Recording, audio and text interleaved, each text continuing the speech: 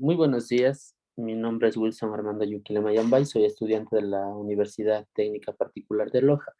Estoy cursando actualmente lo que es el quinto semestre de esta carrera, por lo cual dentro de la malla de nosotros tenemos que seguir lo que es la materia de practicum de servicio comunitario, en el cual estamos realizando un proyecto de vinculación titulado Normativa de los Derechos Digitales de los Jóvenes en la Sociedad de la Información.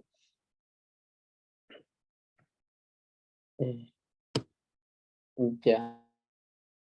Introducción tenemos, o sea, más que todo el objetivo de este proyecto es garantizar el acceso a, a la información a todas las personas para que la brecha entre la parte digital y las personas se pueda romper y promover el uso correcto de la red como un bien común de toda la humanidad. Tenemos que entender también que los derechos digitales parten de cómo explicar, cómo de esta convicción y se basa en los derechos fundamentales provenientes de la Declaración Universal. ¿Qué son los derechos fundamentales? Son los derechos ya aplicados o los vigentes que hay, como por ejemplo decir, como bien dice aquí, los derechos humanos, los derechos universales, los derechos así de vida que ya existen dentro de nuestro contexto o la vida. Asimismo, tenemos que el ejercicio de los derechos fundamentales de los ecuatorianos y ecuatorianas en el siglo XXI depende en gran medida de la oportunidad de controlar el uso de los datos personales y proteger el abuso que venga de donde venga. ¿Qué quiere decir con esto? Que en el Ecuador, desde hace poco tiempo, se ha establecido una normativa para poder regular el control de las redes sociales, así como el entorno en el cual ellos viven. El control de los datos, así mismo como la exposición de ellos, está normatizado y protegido, amparado por la Constitución, así por otras leyes vigentes dentro del Ecuador. Primero debemos entender qué es un derecho digital en sí. Como concepto tenemos que el derecho digital engloba los derechos de los ciudadanos en el entorno digital, ya sean derechos fundamentales o derechos ordinarios. ¿Qué quiere decir con esto de derechos ordinarios o fundamentales? Como decíamos anteriormente, los derechos fundamentales engloba ya el derecho universal, derecho de los derechos como de los derechos humanos en sí, y los derechos ordinarios son los que rigen dentro de un Estado o dentro de un gobierno en sí, por decirlo así, ¿ya? El derecho tiene que garantizar que estos derechos puedan ejercerse y están asegurados en el entorno digital con la misma eficiencia que fuera en él lo que plantea el problema, como protegerlos adecuadamente, dadas las especiales características del mundo digital. Como todos sabemos, ¿no? Se ha elevado, hoy en día, las TIC, todo eso es muy global, por lo cual a veces estamos expuestos a que nos roben datos, a que nos puedan hackear en muchas de las ocasiones, para lo cual dicen, ¿no? O tal vez nosotros exponer datos o exponer información a la cual no es pertinente. Por lo tanto, dice que es importante garantizar esto y es un derecho de las personas poder tener protección a esto, asimismo tener el derecho al acceso al Internet o a todas las TICs en este caso. El objetivo de esta nueva generación de los derechos es corregir las externalidades negativas y los déficits de justicia e igualdad que están propiciando a la falta de regulación jurídica adecuada que acompaña a la revolución digital. Por lo cual, dentro de leyes ordinarias, como decimos, dentro del Ecuador, hay una ley, la ley orgánica de comunicación, la cual dice en el artículo 35, reza, el derecho al acceso universal en las tecnologías de la información y comunicación. Todas las personas tienen derecho a acceder, capacitarse y usar las tecnologías de información y comunicación para potenciar el disfrute de sus derechos y oportunidades en el desarrollo, en el cual en la Ley Orgánica de Comunicación lo dice, ¿no? Que o sea, tiene que garantizar el acceso a todas las personas, o sea, en general, justamente como el Estado ecuatoriano es un Estado plurinacional intercultural, a veces esta brecha de la comunicación y el acceso al Internet, a la información, se ha visto mucho en lo que son los pueblos y nacionalidades o los grupos vulnerables en este caso, por lo cual, o sea, la Constitución, como mencionamos anteriormente, garantiza y protege, y más que todo, quiere que la tecnología sea llegada a todas estas personas que realmente no han podido acceder. Y también dice, se deberían capacitar y usar tecnologías de información para la comunicación, con el fin de que de potenciar el disfrute de sus derechos, en este caso que es el derecho a la información y las oportunidades de desarrollo. Como mencionábamos anteriormente, la Constitución de la República, en el artículo 16, menciona que todas las personas, de forma individual o colectiva, tienen derecho a que a una comunicación libre, intercultural, incluyente, diversa, participativa en todos los ámbitos de interacción social por cualquier medio o forma en su propia lengua o sus propios símbolos. En este caso, como habíamos mencionado, el Ecuador es un país intercultural y plurinacional, por lo cual se debe garantizar el acceso de forma libre en sus propias lenguas, sus tradiciones y sus costumbres. No, o sea, el hecho de que el acceso al Internet, muchos de estos pueblos también como practican su propio idioma, practican su propia lengua, se les ha visto un poco complicado entrar a lo que es el mundo global de lo que es la comunicación libre. En el inciso 2 del mismo artículo 16 menciona que el acceso universal a las tecnologías de información y comunicación, que, o sea, como mencionamos anteriormente, está muy relacionado con el inciso uno. Este debe ser universal de las tecnologías, la información, la comunicación para todos. El acceso tiene que ser incluyente, no excluyente en este caso. El inciso 3 dice la creación de medios de comunicación social y el acceso en igualdad de condiciones al uso de frecuencias del espectro radioeléctrico para la gestión de estación de radio, televisión pública, privada, comunitaria y bandas libres para la explotación de redes inalámbricas. Que estos pueblos tienen también deben tener este derecho de comunicarse y crear estos medios de comunicación y esto el Estado debe garantizar. ¿Por qué? Porque es una forma para el desarrollo de estos pueblos, asimismo para grupos sociales. Es que es muy importante esta parte. En el inciso 4 dice el acceso y el uso de todas las formas de comunicación visual, auditiva, sensorial y otras formas que permitan la inclusión de personas con discapacidad.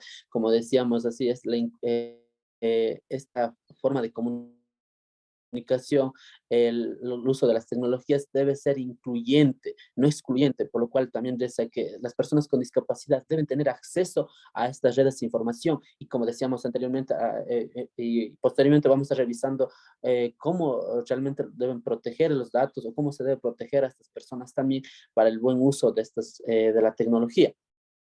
Es importante realmente incorporar a todos, y que esta forma de comunicación, como decíamos, sea incluyente. En el inciso 5 dice, integrar los espacios de participación previstos en la Constitución en el campo de la comunicación, más que todo, y sobreguardar y respetar todos estos derechos. Asimismo, dentro de la Constitución de la República, el artículo 17 también dice que el Estado fomentará, como anteriormente habíamos dicho, la pluralidad y la diversidad de la comunicación. Y el efecto en el inciso 1 dice, garantizar la asignación a través de métodos transparentes y en igualdad de condiciones de las frecuencias del espectro radioeléctrico, como lo habíamos mencionado en el inciso anterior. En el inciso 2 dice, facilitar la y el fortalecimiento de medios de comunicaciones públicos, privados y comunitarios, con el fin de qué, de llegar a la información a todos, pero una información verídica, una información que realmente sea productiva, una información que sea para el desarrollo, por lo cual es importante el derecho a lo que es a la información, más ahora a los jóvenes que tienen acceso libre a las redes sociales, a lo que es a la información, el Internet, de forma global. A veces, no, o sea, porque no hay una regulación neta, exacta, a veces se abre, o se entran a cualquier parte y tienen una información errónea. Y, o sea, y eso no debería ser así. Y en el Ecuador, como habíamos mencionado anteriormente, no se tenía una ley que regulara todo esto, pero desde hace poco tiempo se viene regulando todos estos espacios. El inciso 3 del artículo 17 menciona que no permitirá la oligopolio y la monopolio, directo ni indirecto, de la propiedad de medios de comunicación, el uso de frecuencias. ¿Qué quiere decir esto? Que, o sea, no se debe tener solo la comunicación para un grupo social, solo para un grupo minoritario, o hacerlo solo para uno, con el fin de lucrar, sino este tiene que tener el fin de comunicar y, en fin, es como decir, buscar el bienestar y el desarrollo de un país. Dentro de la Constitución mismo, en el artículo 347, menciona en el inciso 1 que la comunicación y la información digital deben fortalecer la educación pública y la coeducación, asegurar el mejoramiento permanente de la calidad, la ampliación de la cobertura, la infraestructura física y el equipamiento necesario en las instituciones educativas públicas. Realmente este derecho a la información, este derecho a la comunicación se haya visto muy eh, no se ha visto, mejor dicho, hay una brecha en sí en las instituciones públicas, más aún las zonas rurales, realmente se ve, se vivencia todo esto y esto, o sea, la falta de la infraestructura, la falta de la cobertura, la falta de lo que es los medios de comunicación o las TICs en estas escuelas, hace que realmente no se tenga un buen desarrollo, no tenga una buena calidad de educación, por lo cual también dice el inciso 2 que esto debe ser, el Estado debe garantizar que los centros educativos sean un espacio democrático de ejercicio de derechos de convivencia pacífica, los centros educativos sean un espacio de detección temprana de requerimientos especiales. Por ejemplo, garantizar que estos centros educativos realmente tengan este acceso. Lo democrático sería que todos tengamos el acceso a la comunicación, pero también, como antes mencionábamos, realmente debe ser bien estructurado y más que todo esta información tiene que ser eh, eh, apta y productiva para estos chicos. El inciso 3 dice que también el Estado garantiza las modalidades formales y no formales de la educación. Este punto es muy importante. Como todos sabemos, ¿no? Estamos pasando un proceso en el cual a todo el mundo se nos ha afectado lo que es por el COVID y todos entramos en lo que es a una educación no formal. ¿Qué quiere decir? La educación virtual, en la cual realmente en el Ecuador se vio realmente la brecha que existe entre la educación, el internet, la comunicación y todo este proceso, más en las zonas rurales, como no podían no tenían internet, no tenían un medio de comunicación, realmente se vio afectado lo que es esta forma de enseñanza y esta forma de aprendizaje, y se vivenció que en el Ecuador falta muchas normas que puedan regular así para el acceso al internet, el acceso a las oportunidades de aprendizaje realmente, como decir, incluyentes, que favorezca al desarrollo de estas personas, de estos niños en este caso. También lo que es esta ley de información y protección de datos y debe también erradicar, o sea, con el objetivo de que de erradicar el alfabetismo puro, funcional y digital. En este caso, como dicen, no, muchas de las personas realmente eh, tienen esa falencia del uso de las bases digitales, de los medios digitales, de la información. O sea, porque no tenemos una cultura, no ha sido un país en el cual se ha enfocado de desarrollar esta base, esta información. Por lo cual dice que sea, el objetivo de crear esta ley de protección de datos, esta ley de información debe ser como para poder quitar o erradicar esto es lo que es el analfabetismo digital, que es ahora una de las formas de analfabetismo, en sí, valga la redundancia. Dice en el inciso 8 también incorporar las tecnologías de información y comunicación en el proceso educativo, como habíamos mencionado realmente. La Constitución del Ecuador protege y da también menciona más que todo que se debe incorporar las tecnologías de información y comunicación, pero realmente no se ha vivenciado, no se ve mucho esto. Eh, vamos.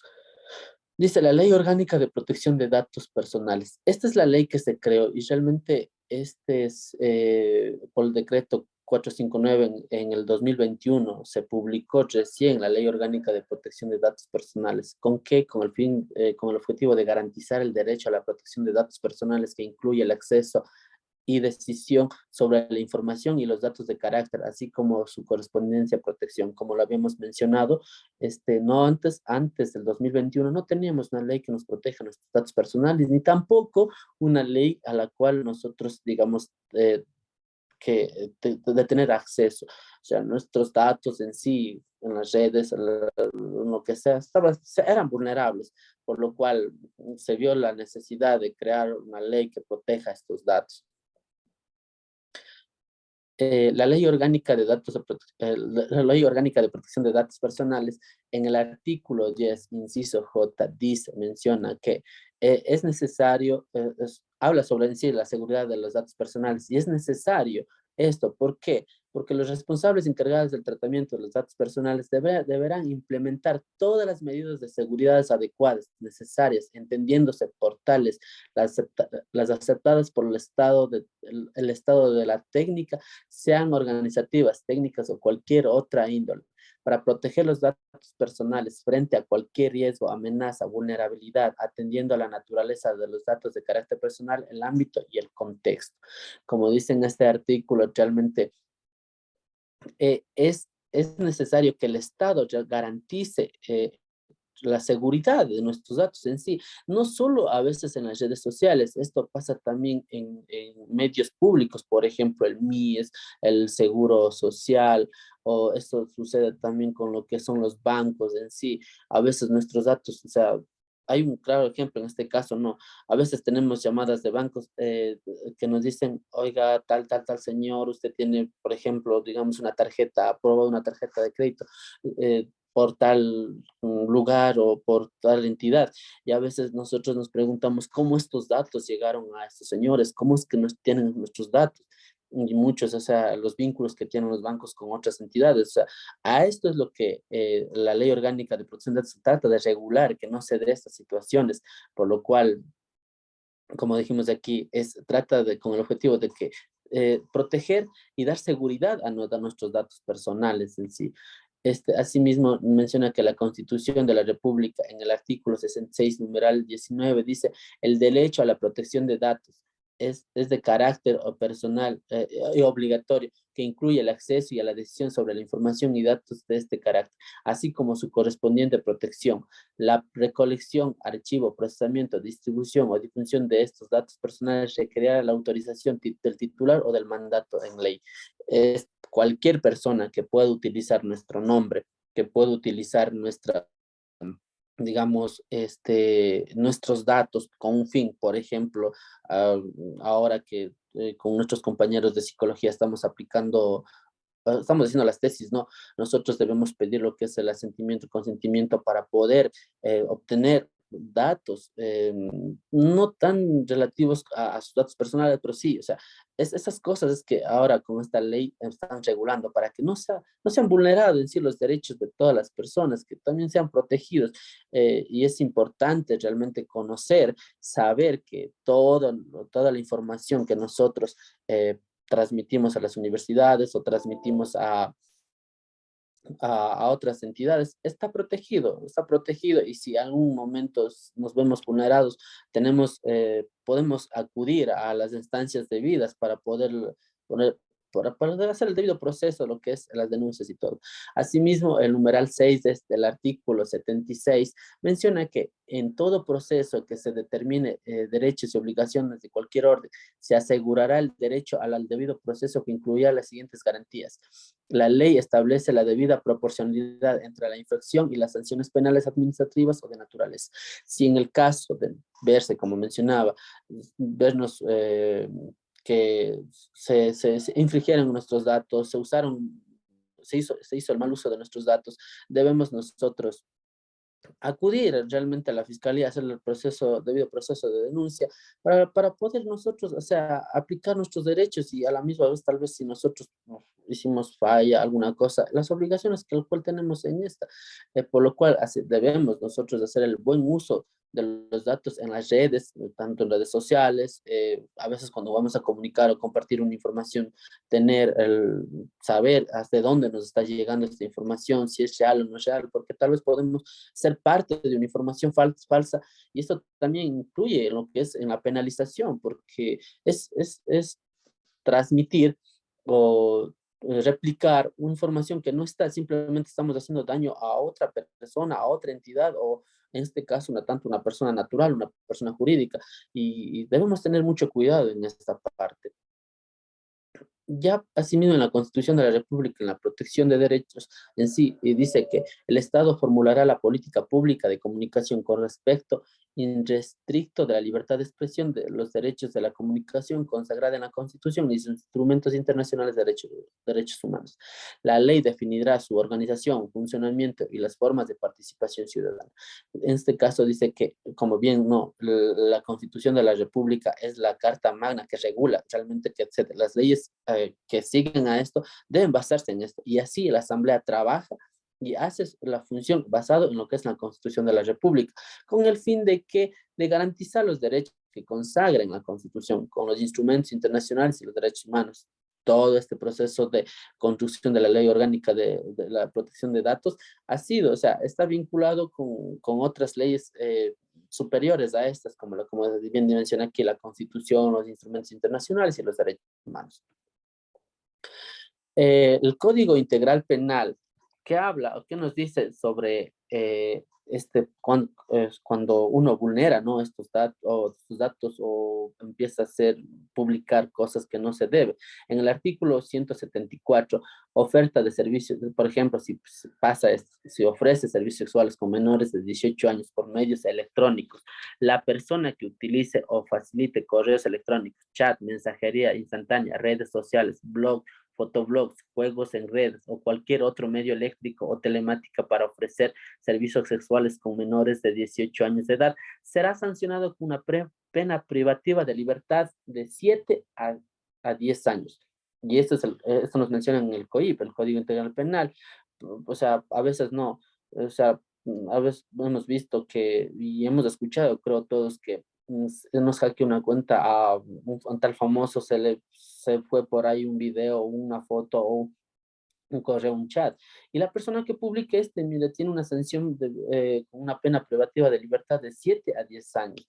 Debemos tener mucho cuidado en esto de transmitir todo este tipo de información. Asimismo, en el artículo 178 sobre la violación a la intimidad, dice, la persona que, sin contar con el consentimiento y la autorización legal, acceda, intercepte, examine, retenga, grabe, reproduzca, difunda o publique datos personales, mensajes de datos, voz, audio, video, objetivo postales, información contenida en soportes informáticos, comunicaciones privadas o reservadas de otras personas por cualquier medio, serán sancionados con una pena privativa de libertad de 1 a 3 años. Pongamos un poquito de énfasis en esto. A veces nosotros, como bien decíamos nomás, o sea, tenemos un mensaje y ya publicamos, no sé, en un estado, o tal vez nos manda una foto, de una publicamos, y se ha hecho esto, ¿no? O sea, es evidente todas estas situaciones. Dice que si hace con objetivo de hacer daño, o sea, sin contar con la autorización de esta persona, estamos cometiendo un delito, y esto, si la persona reacciona a esto, nosotros podemos ser sancionados con una pena privativa de 1 a 3 años, por lo cual realmente debemos tener mucho cuidado en publicar cualquier información, en transmitir cualquier información. O sea, debemos precautelar primeramente la integridad de la otra persona y la nuestra a la misma vez.